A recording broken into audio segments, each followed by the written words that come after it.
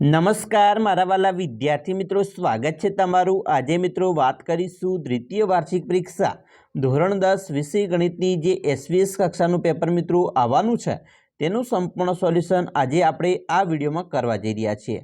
તો ચાલો વિદ્યાર્થી મિત્રો આપણે વિડીયોની શરૂઆત કરીએ। તેના પહેલાં તમે ખાસ ચેનલમાં નવા છો તો મિત્રો ચેનલને અવશ્ય સબસ્ક્રાઈબ કરી વિડીયોને લાઇક અને શેર કરી દેજો, જેથી કરી અમે તમારા સુધી ધોરણ 10ના તમામ વિડીયો છે એ મોકલી શકીએ।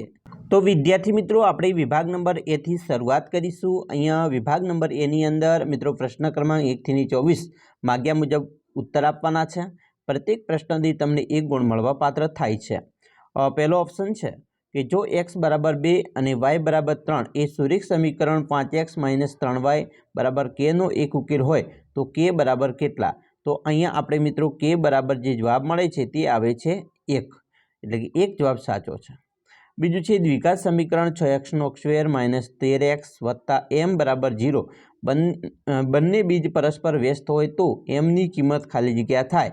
તો અહીંયા m ની કિંમત આપણે શોધવાની છે, તો તેનો જવાબ આવે છે તે છે 6। ત્રીજું છે સમાંતર શ્રેણી મિત્રો 2x 26 તો x બરાબર ખાલી ગયા તો x બરાબર મિત્રો જવાબમાં આવશે 14। ચોથું છે બિંદુ -6 અને 8નું ઉગમ બિંદુથી અંતર ખાલી ગયા એકમ હોય તો અહીંયા મિત્રો તમને જે આપણો જવાબ આવશે તે ઉગમ બિંદુથી અંતર જે તે છે 10, એટલે કે એ ઓપ્શન આપણો અહીંયા સાચો બને છે।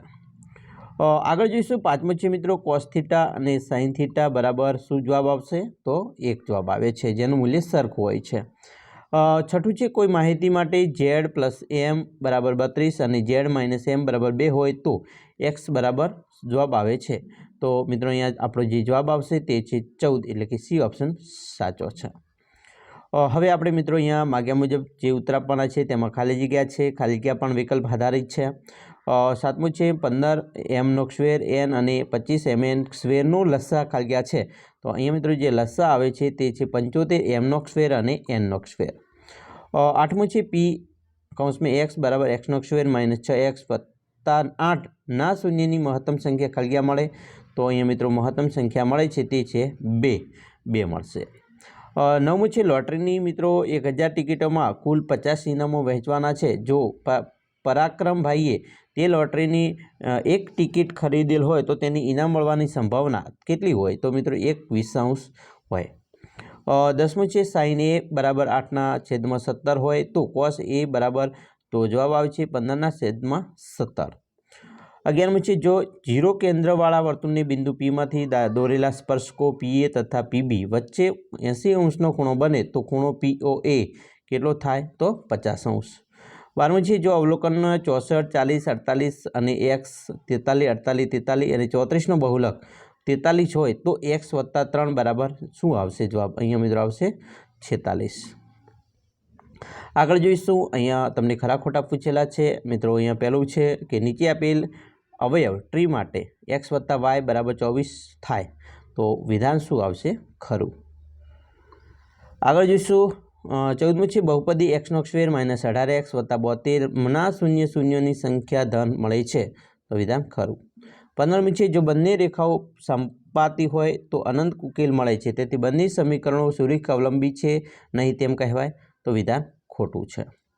આગળ જોઈશું 16મું છે ઘટના E ની સંભાવના + ઘટના E નહીંની સંભાવના 0 થાય, તો વિધાન પણ ખોટું છે।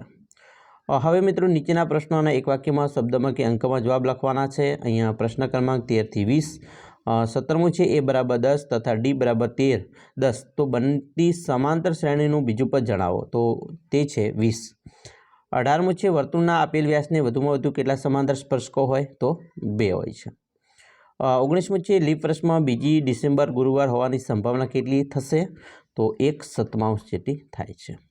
20મું છે મિત્રો એક બોલર દ્વારા 10 મેચોમાં નીચે પ્રમાણે વિકેટો લેવામાં આવી છે, જેમ કે 2, 6, 4, 5, 0, 2, 1, 3, 2, 3, તો આ માહિતીનો બહુલક, તો બહુલક કેટલો છે?